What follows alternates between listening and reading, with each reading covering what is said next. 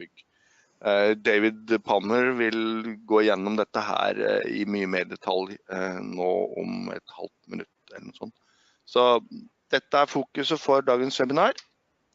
So I'll leave it to you, David. Great, thanks very much. Good morning, everybody. I'm going to just share my screen. Yeah.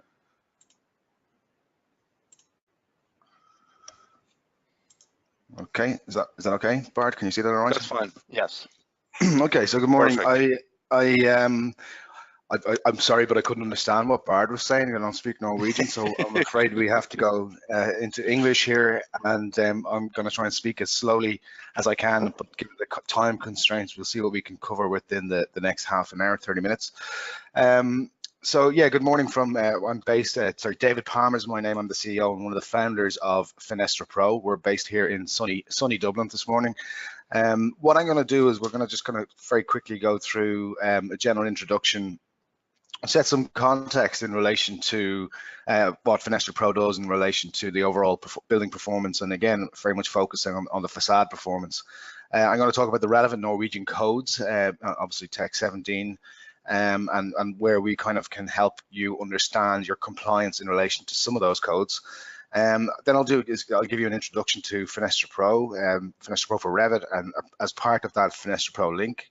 And then I'll just show you how we use FenestraPro to demonstrate compliance in relation to the Norwegian codes. And if we have time at the end, then I'll just do a demonstration of FenestraPro and code compliance. I think at any point, if anybody has a question, I think they can pop it into the questions on the GoToWebinar screen there. And Correct. If anybody wants to have, what we'll do is maybe before we get into the demonstration, we can deal with some questions and hopefully we'll have some answers for you in respect to that.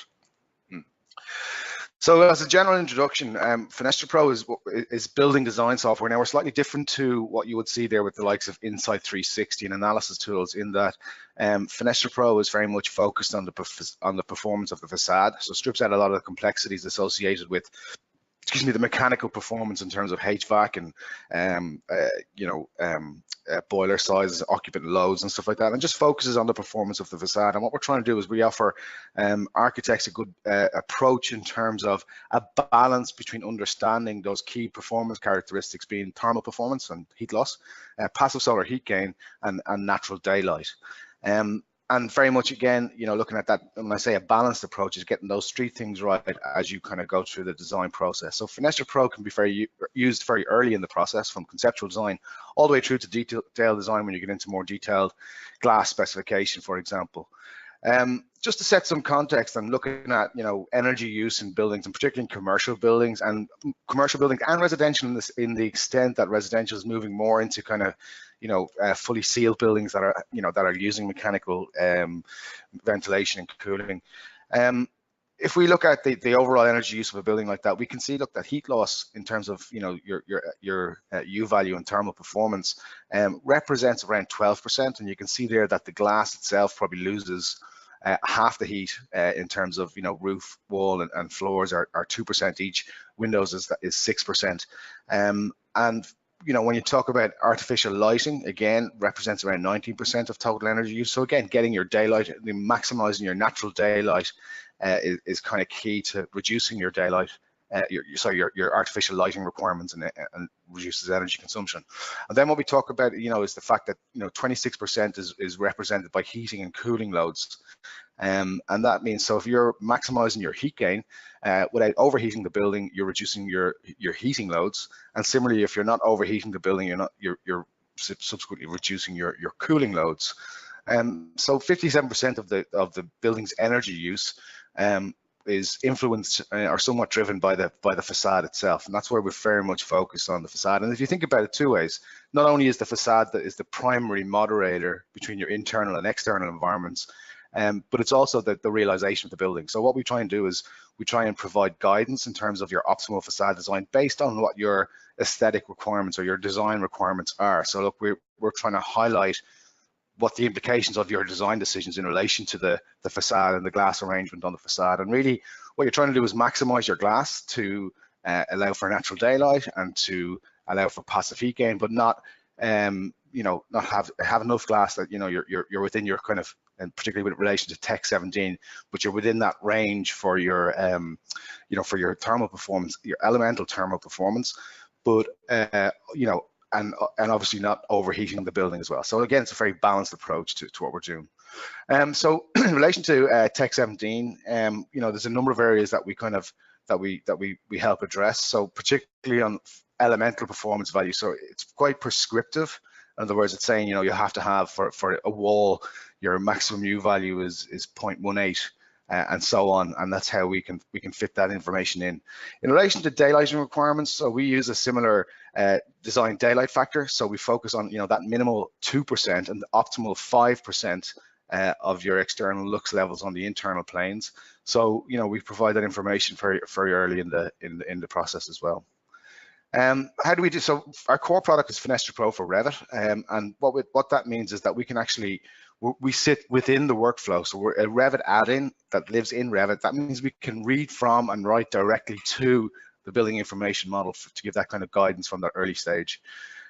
So we're integrated seamlessly, and we guide on thermal performance. So we look at overall thermal performance in relation to regulation. We can demonstrate code compliance, and that's what we're going to touch on a bit today. And again, understanding the glass to wall ratio. Now, obviously, in the regulations, for example, in the residential regulations, there's a limit of 25% glass and windows. So, you know, again, we can set that and we can feed that back into the process. And a big part of this is a lot to do with the glass specification. So again, when you're trying to control your heat gain, you can select certain glass types that might reduce your heat gain by up to 80%, but yet maintain your, you know, with a high VLT or high visible light transmittance, can maintain your daylight levels. And again, I mentioned earlier on, it's all about balance and how we, you know, how we provide that balance to guide on, you know, meeting your thermal performance requirements, but also your natural daylight. So we provide guidance on design daylight factor in real time. So we get real time feedback immediate. Considering the impact of shading from surrounding buildings and self-shading of the building itself, we can highlight potential glare issues, and it's more to do with commercial buildings. But again, the kind of other part of there is the most appropriate glass specification as well. And similarly with passive solar heat gain, so we provide data on your monthly and annual average solar loads or heat loads, and we can define the optimal distribution of glass. So where's the best place to put that glass to maximize your heat gain while it's controlling your overheating? And again, considering the impacts of self-shading and shading from surrounding buildings, as well as shading devices, and you know, that kind of glass specification. So in terms of our, I suppose, our key value is that, you know, by providing architects with the tools to understand the implications of their design decisions from early in the process, we effectively eliminate the requirement for late stage redesign and effectively improve the process by around 30%. In terms of time being spent designing or redesigning or iterating through designs. You know, we're going to talk a bit about this morning, but we review compliance and demonstrate compliance from that early stage. But really, from our point of view, that softer benefit, and we see this from a lot of our clients, is that we enable architects to maintain control over the aesthetic and by understanding those implications from the early stage and feeding that into the process, the architect is able to maintain control over the design aesthetic. So at a very simple level, FenestraPro is a dashboard that lives within Revit. As you select or you don't select anything within the building, it provides you with this kind of dashboard on your high level values. So it gives you your percentage glass, your U value for your overall building, your solar loads, and your average daylight for each of the facades. And you can get more granular as you go through it when you look at, you know, individual facades in terms of heat gain. And we use, you know, with regards to heat gain, we use a kind of a guidance, and you can see here it's anything that's under 15 watts per meter squared is blue. Anything between 15 and 25 watts per meter squared is green, and that's the kind of sweet spot that you're aiming for. And then anything that's an overheat is up as high as, you know, anything over 25 watts, you kind of see it going red, and we can then obviously address that while simultaneously reviewing your daylighting within that. As you go through it, when you open up FenestraPro in its fullest, we have a way of navigating through all the various facades and highlighting not only the facades themselves, but surfaces. And a surface is a breakdown of a facade based on A, floors, and B, rooms itself. So you can actually get into quite a granular level of information in relation to, let's say, a living room within a residential building, or the apartment itself, or, you know, or the entire building. So we touch on that as we go through it. I mentioned earlier on that, you know, it's a plugin for Revit, so you'll see here where it lives in Revit and provides that information and charts and stuff like that. Just to note at this point, I don't know how many of you guys are using conceptual design tools within Revit versus the detail design tools, but FenestraPro very much works in both and offers a lot of value, and we've seen a lot of firms moving to using the conceptual design tools in Revit because of the value that FenestraPro offers. And the big difference really is in conceptual design, you've got these kind of almost paper thin walls with these conceptual walls, and, you know, with these notional windows within, and those notional windows and those conceptual walls in the conceptual model, the information is not restored or is not stored in Revit itself. So FenestraPro manages that information for you.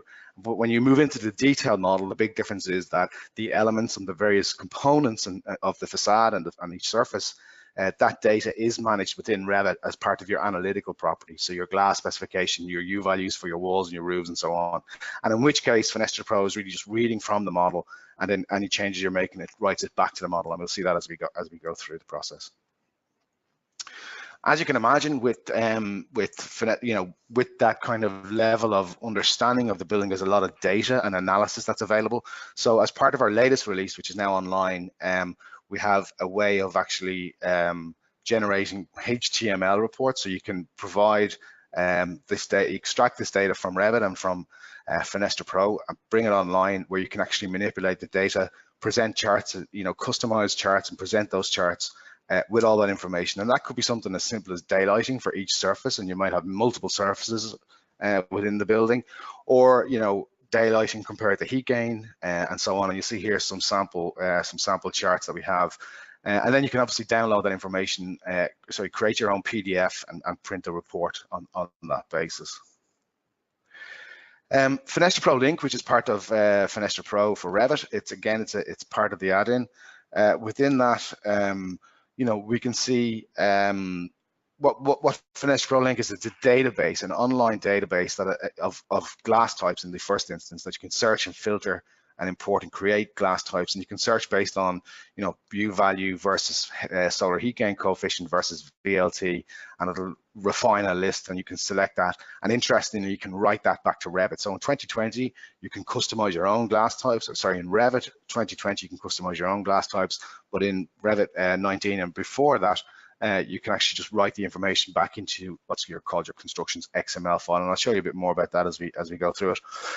Go back to talking about the Norwegian codes. You can actually create your own codes within FenestraPro. So again, in the performance manager, where we manage the thermal performance, you can hit a button to create a code, and from there, then you can, you know, put in the name and then effectively write the various elements into FenestraPro, where it's saved on your machine, locally on your hard drive, and that information then can be used to highlight where we get compliance or non-compliance. And we'll talk a bit, you know, when it's non-compliant, it comes up in red, and we'll talk about how you manage that information as part of the demonstration. And similarly, you know, there's flexibility within that. So, you know, we talked about the residential standards, but we can look at all the multiple standard leisure homes and so on that is prescribed within Tech 17, and all that information can be stored. And not only does this provide you with a benchmark to hit off your Norwegian standards, but you may choose to go a percentage better. So you might have Norwegian residential standards plus 10% and so on. So like that can, you know, you can obviously create your own standards and you know, use that to kind of drive the overall performance of the building.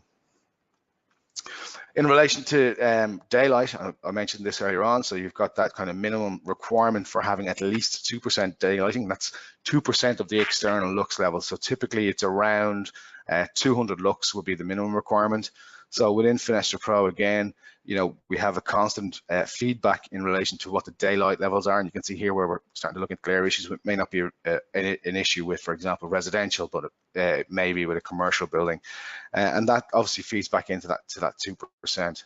Now, you know, what we're saying as well is, by the way, FenestraPro is not necessarily you know, looking to, you know, I suppose provide you with the final information. It doesn't mean you have to take responsibility. In fact, you know, very much it's a guidance tool as you're going through the process. But at least when you get to that late stage checking point where you have to validate your results using simulation tools according with CIE 171/2016, you know, you're comfortable that your design daylight factors are compliant from that perspective. I'm gonna just flip into a demo, and we'll come back to the slide and talk about the licensing model before the end. I'm just conscious of time. We're about, I suppose, 10 minutes away from finishing. If there's any questions, Bard, do you want to open it to the floor while I open up Revit here? Yeah, there's no questions yet, at least. So Great. Hopefully that's a good thing, as in I'm covering everything, as opposed to people are not asleep at their desks at this stage. So I'm going to start off by, like, this is a very simple conceptual model. We've got some surrounding buildings masked within that as well. FenestraPro, as I said, as an add-in, it lives within the add-ins ribbon. Once you select FenestraPro, it's going to ask you what type of building we're looking at here. So this is a conceptual mask, but we also have spatial elements and building elements, and these two here are more for the detail model, and we'll touch on this in a while. Whereby spatial elements, if you have your rooms fully defined and the building is modeled within a certain amount of accuracy, I guess, you use spatial elements. But if you're kind of halfway through your model and you want to just check a couple of things, and basically we can read the model based on incomplete or incomplete models itself. So we use building elements, and you get, I suppose, because the model will be less refined, you get less refined results. We'll start off with conceptual mass, and we'll see here where it's asking me to select the conceptual mass, because we have a number of conceptual mass buildings in this. You select the one that we're looking to carry out the analysis on. FenestraPro uses the energy model within Revit. So again, what we look for is because it's early stage, in conceptual, it's less of an issue in terms of size. But when you get into detail model, the less information in relation to non-relevant information. So for example, if you have a building that has HVAC systems and so on and so forth within the mechanical, electrical, or structural information within the model, the model gets quite heavy, and it takes a while to regenerate the energy model within Revit. So the lighter your model, the better, as you're using FenestraPro live. So I mentioned earlier on, at a very simple level, it's a dashboard whereby we can change the opacity, so it can be somewhat transparent as we go through the process. We can, you've got your charts and your graphs then that are part of that. In this particular building, no glazing on the building, so we won't get many results. We'll come back to that. And then as you kind of manage through the building, there's a couple of ways of doing that. So we have the performance manager, and this is where we set the standards. So for example, I would have the Norwegian standards here, and you can see when I select that, certain aspects are non-compliant with the performance standard. Now, I mentioned earlier on that FenestraPro is very much, conceptual model FenestraPro very much manages the information for you, but in the detail model it's slightly different. I can edit those standards. I can create new standards. So here I could put in my Norwegian residential standards plus 10%. You'll see here as well the maximum percentage glazing in the Norwegian residential standards is 25%. So that's going to limit the amount of glass that I can have on the building, and so on. So again, that's how we manage it, and we can create new standards. We can edit the existing standards, and we can look to set the building to those standards. So by hitting this little tick box here, you'll see that I'm now compliant because I've hit all the various standards. So we can set that to the maximum allowable 25% for this particular building. And you'll see here, as we do that, FenestraPro starts to generate the model itself and starts to provide you with that feedback on the information in terms of your solar loads and also in terms of your daylighting. So you'll see here we're above the minimum requirement. So again, that's how we demonstrate compliance in that respect. Actually, it's easier to see if I just change the view here. So you'll see there it's generating 25% glass on each particular surface within the building itself. Now you can see it's what we call letterbox architecture. So it's just giving you these long kind of peculiar looking windows on the building, or notional windows on the building. But again, that enables us to kind of get a good understanding of how we manage that. Now I can go above I can actually achieve higher than the required standards. Now it'll be highlighted that it's an issue. But again, you can kind of increase that. But just for the purpose of demonstration, I'm just going to go above that 60%. And you can see here where it's telling me, according to the Norwegian standards, 60% glass is too high. But we'll just, for the moment, we'll just ignore that because we could be looking at a commercial building. So at this point, then we can look at how we specify different glass types. And you'll see as I change the glass types here, how that feeds in. So if we go with a standard double glazed unit, we can recalculate on that basis. And then we can obviously look at what your daylight levels is. So we've gone from 25 to 60%. So we've got high daylight factors, we've got high solar loads in some instances, but I wanted to use this to demonstrate. When we get into this particular, we can look at individual facades itself. So in this instance, we're going to look at this particular south-facing facade where we've got a huge high level of solar gain. One of the things we can do, if you see here, we've applied 60% to each of the facades and each of the surfaces, so it's quite level. But what we can do at any particular point, we can auto distribute the glass around the building to equalize the heat gain on every facade. So you see here where we've taken that 60% glass, which I know is not within the compliance piece, but I've applied 60% glass to each facade, and you can see where originally to each facade. Then I've distributed to equalize my heat gain. My north facades, which will end up with more glass, are maxed out at 95% glass and maxed out at 40.9 in terms of the heat gain. So then it's a case of how we control that. So we can go into individual facades, or we can look at the facade in the whole. We can select the solar control glass, and we can recalculate on that basis. And you'll see here, once we change the information there, we've used the solar control glass, and it's reduced our heat gains. But it's also, controlled my daylighting as well. So that those highly glazed north facades are high in terms of daylighting, but the rest of them are all compliant with that Tech 17 that we talked about earlier on. The other thing, I can add my own glass specifications here. So again, I can create a new glass type. I can modify one of the glass types that's provided in FenestraPro. Now, conceptual model, we use very high level information on that. In a detailed model, but as I said, we read from it. A couple of things to note. When you first open FenestraPro, you'll be faced with this building manager, and this sets the terrain type, the building use, which sets an occupancy pattern. So when the building is in use. So for example, a school building, I could ignore for the months of June, July, and August if I so desire. And what it does is we use an independent solar database to calculate the solar information. So anywhere in the world, any orientation, but also importantly, any inclination. So if you have, in this case, we've got 4 orientations with one single incline, but if I have a 45-degree facade, the solar database picks up that and provides that information. You do this once, and the first time you do this, it'll save that information into your hard drive. So again, you don't have to do it again, but just to make you aware it's there. The other thing that we can do at this point is we can extract the information into an Excel sheet or the HTML. For now, I'll just show you the Excel sheet that's provided here. So again, it's called a snapshot. So once I do it once, it'll set up a first snapshot. So in this instance, we're using a Viacom Frit, and we're setting the information around that. And then you'll see quite visually the variations that has in terms of your solar gains on an annual basis. And you can provide information, and there's a huge amount of information here in terms of your first of all, your surfaces, then your individual facades, some kind of high level information on your daylight factor, and then you get into more specified or more, I suppose, prescriptive information in relation to the performance of your glass, for example, and that could be in a curtain wall or in a window. Sorry, just go back to FenestraPro, a couple of other things. Sorry, bear with me. Oh yeah.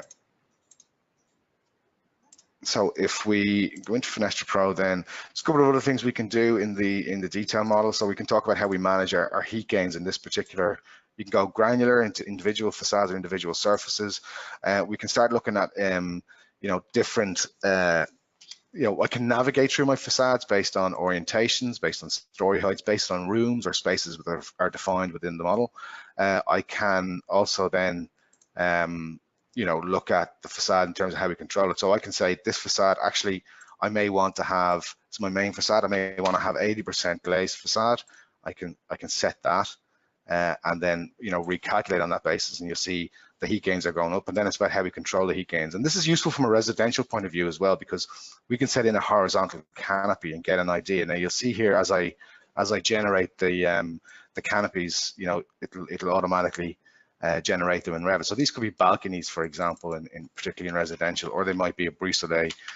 We'll go with a 900 canopy in this instance, and we'll recalculate on that basis, where you see that the 900 canopy gets us below the threshold for heat gain, but it also reduces your daylighting. So where we have an 80% glazed facade, we've got high levels of heat gain, but we also have good daylight factors, and we can change that by putting in, we can take out the canopy and recalculate, and you'll see the daylight factor, for example, going up very quickly because canopy has a huge impact on the actual performance itself, because you're reducing the visible sky angle, therefore your daylight factor drops. So without a canopy, you can see quite significant differences in the overall, and you'll see us removing the canopy as well as we go through the process. I'm going to flick over to back into Revit. I'll just close this and I'll open the detail model. Are there any questions there, Bart, as we switch over? Oh, not yet. People are still Again, keeping... I'm hoping that's it. Yeah, I'm either on top of the information or everyone's asleep at the desk. But hopefully it's the former. I think it's okay if you spend a couple of minutes, additional minutes. So okay, grand. Yeah, because I'm just conscious of the time. We're pushing up to 26 minutes past here. Again, as I mentioned before, in the detail model, a big difference here is the information is managed within Revit. So when I select, a facade, a surface, a window, whatever it might be, it's the information in Revit that we're reading from and writing to. So where we have set your Norwegian code, it's going to tell you where your roof is not set properly, or you don't have a U value, or you don't have the right U value in, or similarly with your glass, and you've got to go through the model and change those things. So you're doing it through the model now rather than into FenestraPro. But again, at that simple level, we're a dashboard. We can start then managing information. Now you'll see here where we get this little kind of warning sign here. So basically what it's telling me that there's no U value for my roof in Revit or my floor. Now I can set it temporarily into in FenestraPro, but we suggest that you go straight back into the model and actually change it there. You'll see again where my standards have been set and controlled here, and you'll see, obviously where I'm non-compliant with the roof and the floor and the glass and the walls. And again, it's a case of how you manage that back into Revit itself. A couple of things of note in here.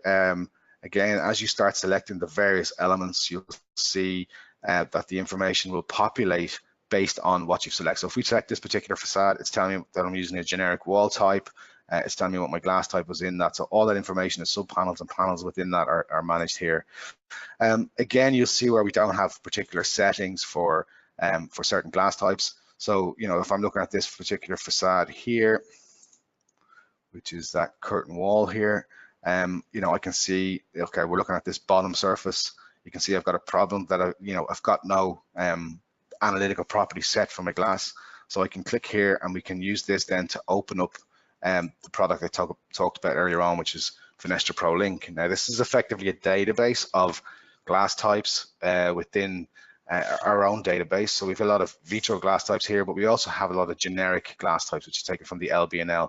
Now I can actually mine this information based on the thermal performance. So I can select down to something that, because I know it's 0.8 from the regulations point of view, it's going to select any glass that has a U value between 0 and 1.35. We want to get something that has a low solar heat gain coefficient and a high VLT, for example. And maybe I've just stretched that a bit too far. So you can see here we've got two different glass types. So I can select this particular glass type and then write it back to the model. What it does is it actually writes that into the constructions XML. So you'll see here now where we hadn't got information. So it's going to take a second to just regenerate the energy model in Revit and provide the information. So what I've just done there is I've taken information from our online database, and you'll see how it's written it into the constructions XML file. So it just takes a second to regenerate the file. So when you do that, there's a couple of things that I just draw attention to while that's regenerating. And there you go, we're getting our information more or less straight away. One of the things again I can do is that snapshot where I can export to Excel, but I can also export to a HTML file. And just to kind of show you that in action, this one famous line is, here's one I prepared earlier. So here I can see all my facades and surfaces, and I can name them within FenestraPro and manage that information. I'm getting the solar load for each particular orientation for each particular month. So it's a huge breakdown of data there. And then obviously my monthly heat gains. What I can do now is I can actually customize my chart. So I can put in my areas versus my heat gain. I can talk about my percentage daylighting. I can make that a spline. I can compare it to, I'll just turn this one off here. So you can manipulate that, and I'll look at my heat gains. So you can generate those charts. You can create a name for the chart. You can go granular facade by facade, orientation by orientation, or I can go with my whole building. I can rename the chart, and once I hit that, I can add that chart to my HTML file, and then ultimately produce a HTML. This is more populated because we've spent some time on this one.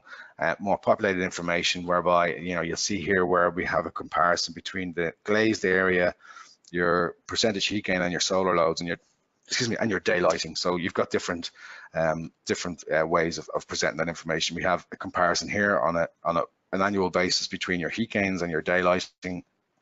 So there's a lot of information that you can actually present within that as well.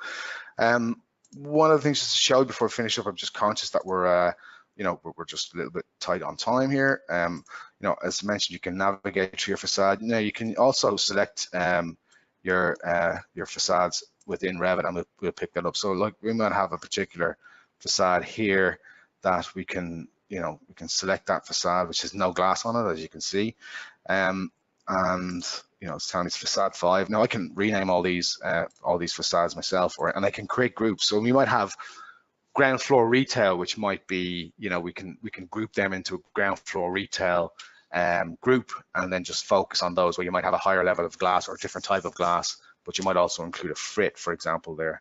Just wanted to show you how we can generate windows based on performance. So we can use a target percentage glazing, which we may have established in the conceptual model, or we can use a target solar load, which will go, in this instance, will go 20 watts per meter squared. I can select a rough configuration for my windows in terms of how I want that to look from an architectural point of view. I can spread them equally. I can preview them on the model. So you see here, a rough configuration. Now I can change the size, I can manipulate that, but again, in the interest of time, I'm not going to play around with it too much. But once I'm happy with how my configuration is looking, I can then create the windows itself. And what FenestraPro is doing, we have our own family type that we're writing back into the model. And that's basically, we've seen customers using that as a holding space until you get into an actual configured window. But you'll see there, it's writing those windows to the model itself, and then it's also obviously picking up that information in relation to performance of FenestraPro. There's a huge amount of functionality in FenestraPro that I'm only just touching on skimming some of the surfaces. And I mentioned the key thing is the data that we're providing, which we can now export and manipulate through Excel or through the HTML. But again, you can see where we're getting our daylight levels and our calculations. You can see here where this particular configuration is very tight. Okay, we're hitting our 2%, but only just. So you'll see there where we may need to address certain aspects of it. So that hopefully gives you a taste of FenestraPro and what we're doing. And again, I think we're probably just slightly over time, but I'll hand it back over to Bart for any further questions. There's no questions, David. So I think I'll just say that